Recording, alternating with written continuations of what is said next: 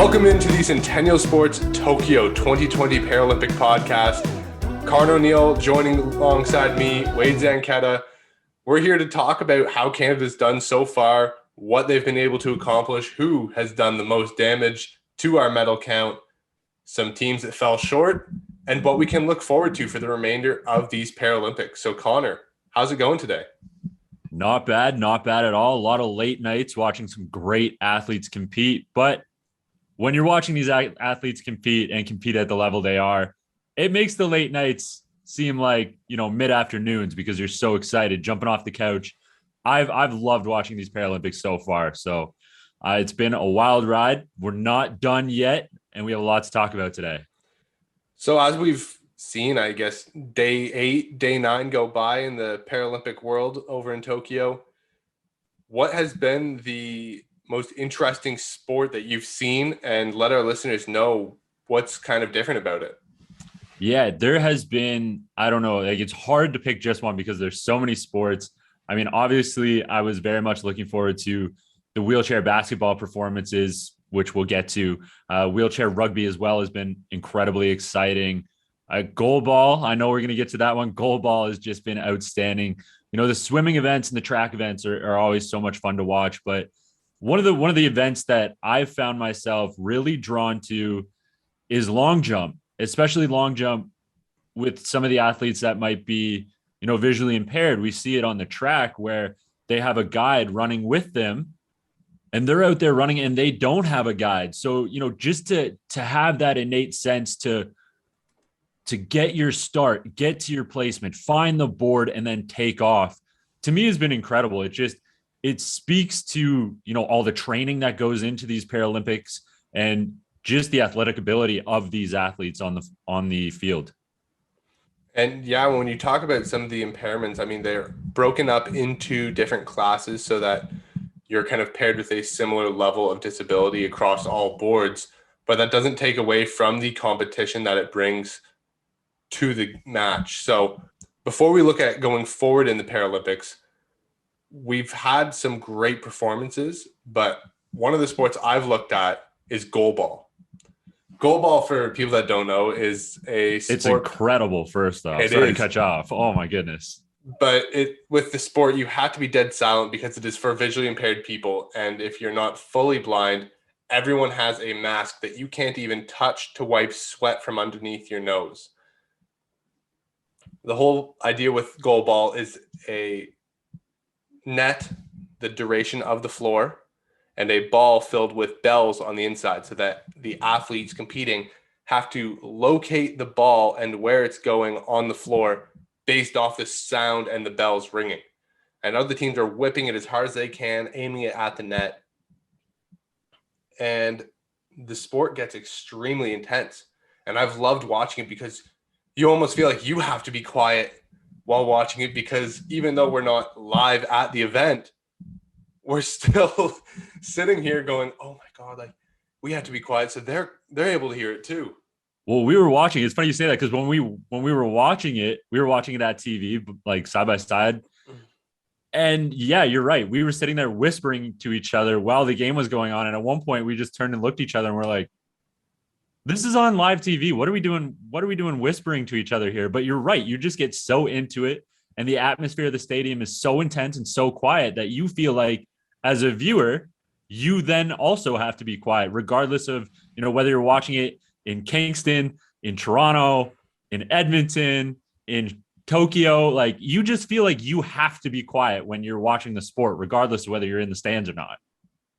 It's been one of my favorites as well. I'm happy you brought that up. But before we move on, the one thing I did want to bring up, because I thought this was amazing. It was so cool to see. It's Paralympic related. It's not Canadian related, but I think it's going to be a pretty big story across the Paralympics. Did you see the proposal on the track from yesterday? I did. That was fantastic. I loved seeing everyone kind of applauding. And I mean, there's no crowd to get behind you really at the stadium, but it's still nice to do it at the Paralympics after such a big moment.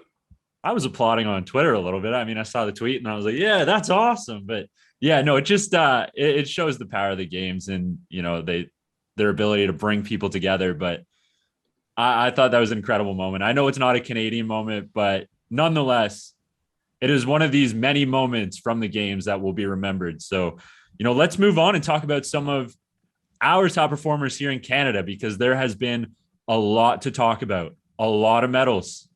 Yeah, and there's a couple people bringing in quite the count for Canada. Do we just start with the star? I think we have to. It's going to be Aurelie Rivard, the Canadian swimmer. She's got a silver in the S10 100-meter backstroke. It's her 5th medal of the games, 2 gold, 1 bronze, and a team bronze from the 4x1. Let's not forget to mention that she smashed her own world record twice in one day for her first gold. And then her second gold of the Olympics, she might have crushed a world record by 5 seconds. Nobody was even close. Second place was on pace to break for the world record. But Aurelie was just 5 seconds further down the pool, leading the pack by a mile. She's had such a great Paralympics, and I'm so excited to see as the swimming continues on if we can add to that medal count. Penny Oleksiak was in the crowd for a bunch of Aurelie Rivard's races, so that was amazing to see. One swimming athlete out there supporting another swimming athlete, 2 of the best in their respective sports. It was awesome to see. Aurelie Rivard, just for me, has been kind of the breakout story of the Canadian Paralympics so far. She has just swam incredibly. Even in her most recent medal, where she won silver in the S10 backstroke, she was 5th at the first touch of the wall, and then she just exploded and won herself that silver medal. So she's been racing phenomenally. Another athlete that's been racing well has been Brent Lacitos. Why don't you fill our listeners in on what he's been able to accomplish so far these games? Brent Lacitos has been phenomenal so far. He's competed in the 100-meter, 400-meter, 800-meter, and 5,000-meter T53, T54 events. He has silvered in every single one of those events so far, most recently silvering this morning in the men's 800-meter T53 race.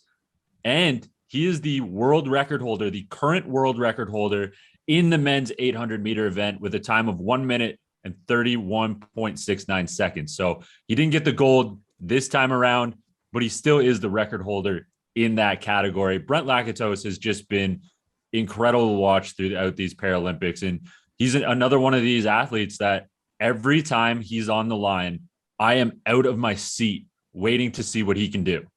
Yeah, he is phenomenal. And the best part about Lacitos is he just keeps cruising. No matter how many guys are in their way, he just finds a way to keep ticking along, running through the courses like it's nothing. So we're fortunate to have him as a Canadian competing in these Paralympics. He is now up to 11 career medals at the Paralympic Games. My gosh, 4th silver, and he just keeps moving along. Do you want to talk about his roommate, though? Because that's kind of a stacked up pairing, I guess we could say, in the Olympic Village or Paralympic Village. Yeah, a lot of weight on those cardboard bunks. I don't know. There's a lot of hardware that's going to be weighing them down. Do they make 7'2" beds? I don't know. They or must like, have had to do his knees one. Hinge at the end of the bed and he just leaves his feet on the floor? If you haven't guessed, we are talking about Greg Stewart, the 7'2" BC native, has won another gold medal for Team Canada. This time in shot put. He set a Paralympic record of 16.75 on his first throw. So the next 5 throws he took in the day didn't really need to do. He could have just shut it down after one. But Greg Stewart broke into tears. At that point, I mean, you've got the medal, you've got the flag, you've got the bouquet. Must be surreal for him winning that gold. I mean, I am not that capable of an athlete. Those are some pretty heavy shots that he is slinging around. And to do what he did on his first throw, he could have just grabbed a lawn chair, put his feet up, watched the rest of the event like the rest of us, and gone, yeah, okay, I'll go stand on the podium and take my medal now. Like, it was incredible to watch him throw. And just the sheer size and power that he puts behind the throws, I mean, it's just what a story. What a story. And then to be rooming with, like you said, to be rooming with Brent Lacitos, there's 5 medals right now in that room. 6. Yeah, I mean, with Greg Stewart, they posted a picture of it on Twitter saying day 8 was pretty good. Yeah, I think so. You're both Not bad. rocking Paralympic medals. I'm so glad that we get these guys and these athletes really that we can see take over in these big moments. I know we've had lots of medals flowing in from swimming and athletics and cycling, but one area that we are looking to maybe take home a medal, the badminton court. Potentially. And even if we don't medal in badminton here, this is just such an incredible story. We're talking about Olivia Meyer, and she is the first ever Canadian Paralympic athlete in badminton. She's from Winnipeg. We have never had a Canadian compete in this event, but we do now with Olivia Meyer, who has already played 2 sets. She's lost them both, but she's looking to bounce back from those 2 losses tomorrow as she takes the court again. And, you know, whether she wins or loses, she has already achieved so much just being the first Canadian Paralympic badminton player. It's just such an inspiring story, especially for young kids who might look up to her or young kids who might look to the Paralympics and be like, hey, you know what? That could be me one day. It very well could be. And as we keep pushing athletes into new events like this, that opens the door for someone like you said. But it also opens the opportunity for people to either switch or maybe say, you know what, I think I could be able to do that. I mean, we look at Greg Stewart. He was a sitting volleyball player, and then he medals at gold in shot put. So there is an opportunity for athletes to switch. Or there are a couple teams, though, that have had medal hopes, but unfortunately have fallen short. Yes, we were coming in with high hopes, high expectations. Unfortunately, we're going home with heartbreak. And we are talking about the wheelchair basketball teams, the men's and women's team, looking very promising coming into the Paralympic tournament. The women won gold in 2019 at Lima against the United States of America to qualify for the Paralympics.